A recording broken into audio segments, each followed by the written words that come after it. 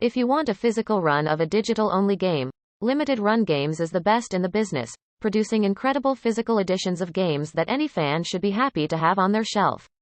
The last edition of the Academy Awards may have only been a week and a half ago, but Netflix have surely delivered an early frontrunner for next year's Best Animated Feature. Check out their incredible upcoming release of the Castlevania Anniversary Collection if you don't believe us. The Mitchells vs. the Machines was produced by Sony Pictures Animation and scheduled for a theatrical release, but the coronavirus pandemic saw the studio sell the rights to the streaming service in January for a hefty $110 million.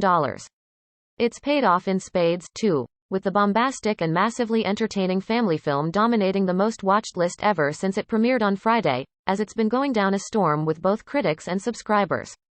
Mike Rionda's directorial debut boasts an impressive Rotten Tomatoes score of 97%, and it's going to take some beating to topple it as the best feature-length animation of the year.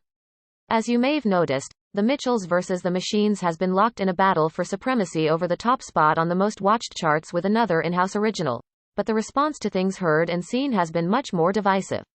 Despite being part of two wildly different genres, both movies have traded the number one position back and forth more than once over the last few days, with Flix Patrol reporting the following.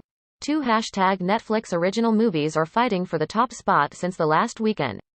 While #The Mitchells vs. the Machines is doing better in the United States, Canada, Australia, #Things Heard and Seen are in lead in the United Kingdom, France. Full results for today: https://t.co/dlzdmmwpnnpic.twitter.com/7bbjsif. At the time of writing, Things Heard and Seen is currently at the summit of the viewership rankings, with The Mitchells vs. the Machines lurking just behind it in second, though the opposite is true on the US-only chart. Of course, that could all change by the end of the day, but whatever happens, it's good news for Netflix that two original projects have been duking it out over the right to be called the single most popular film on the world's biggest streaming service. There's really only one problem with limited runs releases. They've mostly been limited to PlayStation and Nintendo Switch, with Xbox fans left, largely, out in the cold.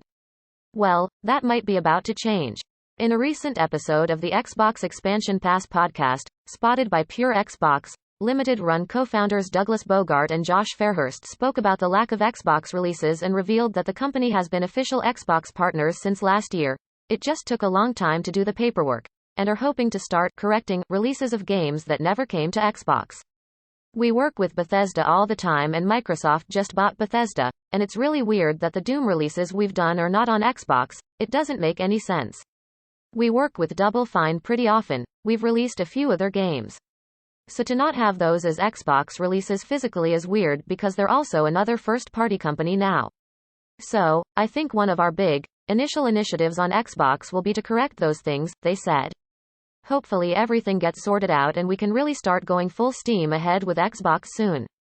Honestly, this is great news for everyone, no matter what platform you're on. Limited Run does great work, and having more people able to appreciate and support quality physical releases is a good thing for players, the industry, and game preservation. Hopefully, we'll see Limited Run's first slate of Xbox releases announced soon.